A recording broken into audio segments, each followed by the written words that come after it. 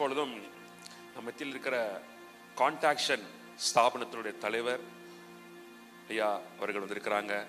Uncle Samuel uncle வந்திருக்கிறாங்க. வாங்க uncle. எங்கள் அப்பாவோட நிறைய பேசியிருக்கிறாங்க. அவர்கள் ஒரு சில வார்த்தைகளை பேசுவார்கள்.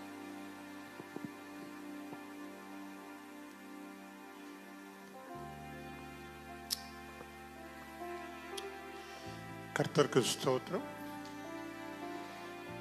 எனக்கும் ஞானதாஸுக்கும் கிட்டத்தட்ட 5 வருடம் 3 மாதம் நான் வயதில் போயிருந்தவன்.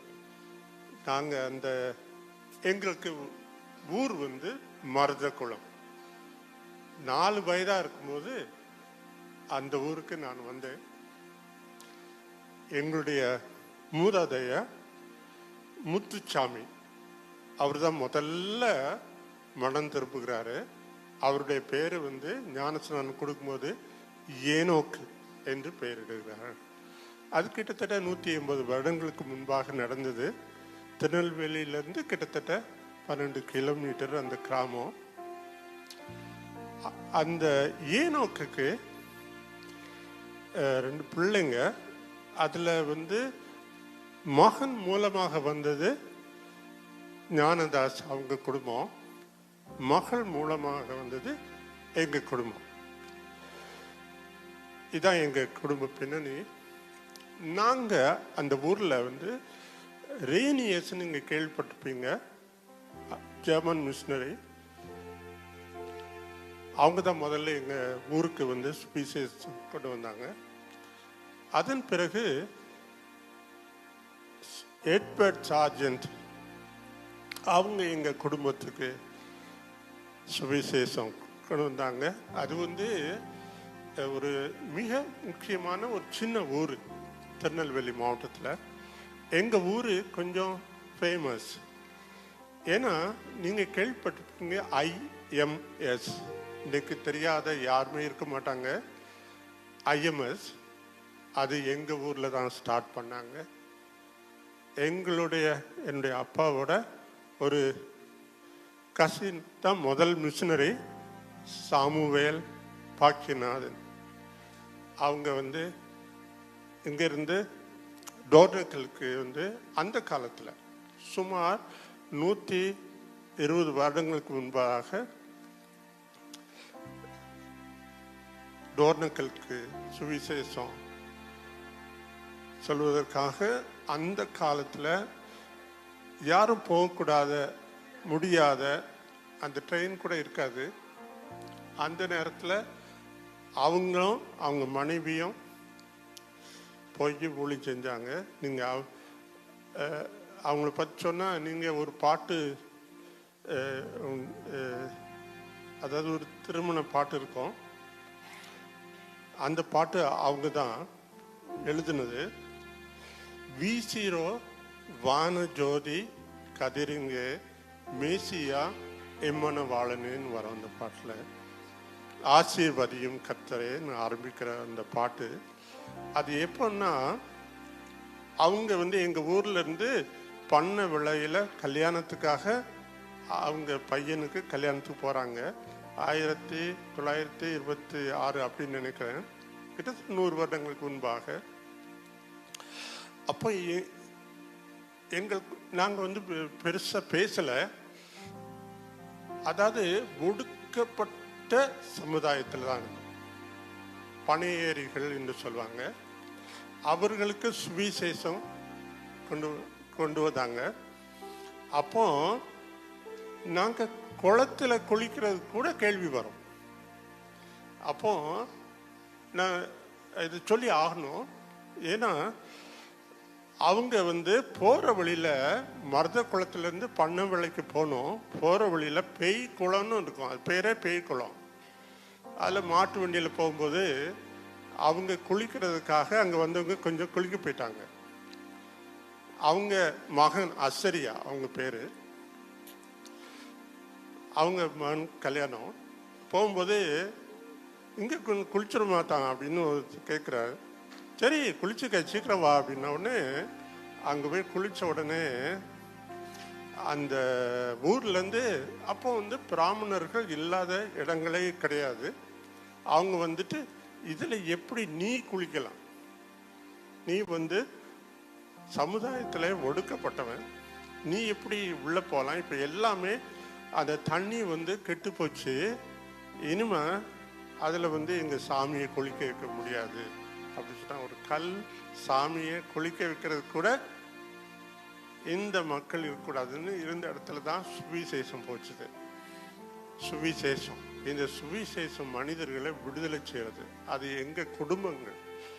நான் வந்து அந்த ஊரில் ஒரு கிட்டத்தட்ட ஒரு 6 வருடம் தான் இருந்தேன். 10 வயதாச்சு. எங்கள் அப்பாவுக்கு அந்த ஊர், எங்கள் அம்மாவுக்கு கோவில்பட்டி. அவங்க இந்துவில் இந்த கிறிஸ்துக்குள்ளே வந்தவங்க. தனலட்சுமி அவங்க பேர், தன பாக்கியம்னு வச்சுடுவாங்க. எங்கள் குடும்பத்தில் பேர் வந்து ஏனோக்குன்னு இருக்கும், எல்லாம் சாமுவேல்னு இருக்கும், சாலமோன் இருக்கும், பாக்கியநாதன் இருக்கும். ஏன் தெரியுமா? ஏனோக்கு போல நடக்கணும் கர்த்தரோட. ரெண்டாவது சாமுவேலை போல ஊழியம் செய்யணும். அதுக்கு பிறகு சாலமோன் போல நல்லா வசதியாக இருக்கணும். பாக்கியநாதன் அப்படின்னா பிளஸட். இதெல்லாம் எங்கள் குடும்பங்களில் உள்ள பெயர்கள். அப்போ அவர் வந்து சாமுவேல் பாக்கியநாதன், அவருக்கு 2 பேர். சாமுவேல் பாக்கியநாதன் வந்து இன்னைக்கு தோர்னக்கல் வந்து இன்னைக்கு முழுவதும் கிறிஸ்தவ மக்கள் உள்ள ஊர் ஆந்திராவில். நான் வந்து அங்கேருந்து படிக்க, அங்கேருந்து முன்னேறுவதற்காக கோவில்பட்டி வந்தேன், மதுரை வந்தேன், சென்னை போனேன், அப்படியே டெல்லி வரைக்கும் போயிட்டேன். டெல்லியில் போய் நான் ஒரு ஆடிட்டர். ஸோ இங்கேருந்து அங்கே வரைக்கும் போயிட்டு நான் திரும்ப வரும்போது ஆண்டவர் சொன்னார், நீ இப்போ வந்து அந்த டெல்லியில் உள்ள அது ஒத்துக்கல, அந்த காற்று ஒத்துக்கல, அதுக்காக தான் நாங்கள் இங்கே வந்தோம். இங்கே வந்திருக்கும்போது சென்னைக்கு வரும்போது அப்போ ஆண்டவர் சொன்னார், நான் இப்போ நான் தேவதுணை அக்கா அவங்கள வந்து நான் இங்கே சென்னையில் தான் பார்த்தேன். அவங்க அண்ணன் ஏனோக்கா அவங்க இங்கே தான் பார்த்தேன். அப்போ அவங்க பிள்ளைங்க எல்லாம் நாங்கள் வந்து அவங்க பில்லி கிரகம் ஒரு மீட்டிங் வச்சுருந்தாங்க, அதுக்கு வந்திருந்தாங்க. நான் 1977 நினைக்கிறேன். அப்போ தான் நான் பார்த்தேன் அவங்கள. அப்போ தான் என்ன சாமுவேல் நீ இங்கே இருக்கியா அப்படின்னாங்க. நான் வந்து இப்போ இங்கே வந்துட்டோம், நாங்கள் சென்னைக்கு வந்துட்டோம். என் பையன் வந்து அங்கேருந்து இங்கே ஒர்க் பண்ண வந்தாங்க. அதுக்கப்புறம் எல்லாரும் வந்துட்டோம், இப்போ நாங்கள் இங்கே தான் இருக்கோம். அதாவது எனக்கு ஏன் இதெல்லாம் சொல்கிறேன்னா, எங்கள் குடும்பம் வந்து கமிட்டட். அப்போ நான் வந்து என்னுடைய எல்லா பணமும் நான் சம்பாதிச்சது லட்சக்கணக்கில் தான். அந்த காலத்துலலாம் அப்படி தான் சம்பாதிச்சது. என்னுடைய மனைவிக்கு வேண்டியது கொஞ்சம், அந்த பிள்ளைங்களுக்கு 2 பிள்ளைங்க. நாங்கள் ஒரு சின்ன கிராமம். அவங்க படித்தது வந்து பிரைம் மினிஸ்டர் ராஜீவ் காந்தி அவங்களுடைய பிள்ளைங்க படிக்கிற ஸ்கூலில் தான் என் பொண்ணு படித்தோம். அந்த அளவுக்கு நாங்கள் மேலே போனோம். அப்போ அந்த மாசு ஒத்துக்கலை. டாக்டர் சொன்னார், நீங்கள் போயிடுங்க அப்படின்ட்டு. சென்னைக்கு வந்தோம். சென்னைக்கு வரும்போது நான் முடிவு பண்ணது வந்து, இனிமேல் நான் பணக்காரனுக்கு வேலை செய்ய மாட்டேன், ஏழைக்கு செய்வேன்ட்டு. அப்போ ஆரம்பித்தது தான் முதல்ல இந்த ஜிப்சிஸ்க்கு சுவிசேஷம் சொல்லணுன்ட்டு.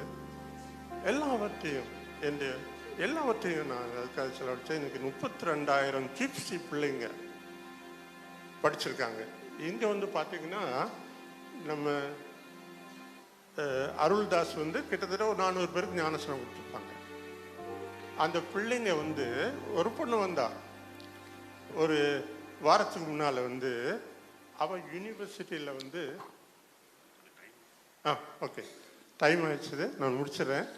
அதாவது அந்த பிள்ளை வந்து எம்ஏ இங்கிலீஷில் வந்து ஃபஸ்ட் கிளாஸ் மாத்திரம் இல்லை, யூனிவர்சிட்டி ஃபஸ்ட். ரோட்டில் பிச்சை எடுத்துக்கிட்டு இருந்த பிள்ளை. அந்த பிள்ளை இது பண்ணி காலேஜிலே கூப்பிட்டாங்க, காலேஜில் நீ லெக்சராக ஒர்க் பண்ணணுன்ட்டு. அதுதான் எங்களுக்கு சுவிசேஷம் சொன்னவங்க வந்து என்ன பண்ணாங்களோ அது மருதகுளம் எங்கள் குடும்பம் அதுதான் நாங்கள் செய்கிறோம். ஸோ சின்ன இதில் என்னுடைய இது நான் சொன்னேன். இந்த குடும்பம் எங்களுக்கு வந்து அக்கா அவங்க வந்து இன்னைக்கு எங்களுடைய வாழ்க்கை எல்லாமே கிறிஸ்துவர்களுக்கு தான். அதே மாதிரி ஞானதாஸ் அவர்களும் இன்னைக்கு நம்மளுக்கு இல்லை, கர்த்தரோடு இருக்காங்க. எனக்கு அநேக விஷயத்தில் உதவி செஞ்சது, இந்த மக்கள் இங்கே வந்து இந்த சபைக்கு வர வைக்க, அது ஞானஸ்நானம் கொடுக்க உதவி செஞ்சதுக்காக ரொம்ப நன்றி செலுத்துகிறேன். பேச்சு முடிச்சுக்கிறேன். தேங்க்யூ.